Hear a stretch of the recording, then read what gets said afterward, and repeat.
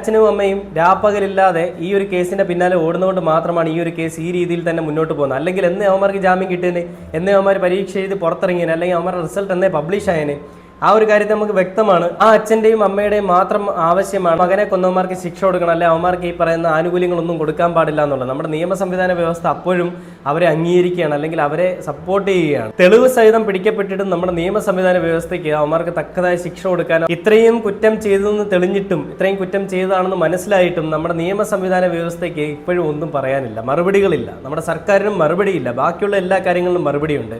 ഇരട്ടച്ചങ്കെന്ന് പറയുന്നതേ പണമുള്ളവൻ്റെ കൂടെ നിൽക്കാനല്ല, പണമില്ലാത്തവൻ്റെ കൂടെയും നമ്മുടെ നാട്ടിൽ നടക്കുന്ന അനീതിക്കെതിരെ സംസാരിക്കാൻ വേണ്ടിയിട്ടായിരിക്കണം വിനിയോഗിക്കേണ്ടത്. അല്ലാതെ പണമുള്ളവൻ്റെ കൂടെ പോയിട്ട് അവൻ്റെ എല്ലാം താങ്ങി കൊടുക്കുന്ന രീതിയിലുള്ള ഒരു അവസ്ഥയിലേക്ക് വരരുത്. എന്തായാലും ഷഹബാസ് എന്ന് പറയുന്ന കുഞ്ഞനുജന് നീതി കിട്ടുന്നിടം വരെ നമുക്ക് പോരാടാം. നീതി കിട്ടുമോ എന്നുള്ളൊരു കാര്യത്തിൽ കേരളത്തിലെ ജനങ്ങൾക്കുള്ള പോലെ തന്നെ ആശങ്ക എനിക്കുമുണ്ട്. കാരണം സർക്കാരിൻ്റെ ഭാഗത്ത് നിന്ന് നീതി കിട്ടില്ല എന്നുള്ളൊരു കാര്യം ഉറപ്പായി. കോടതി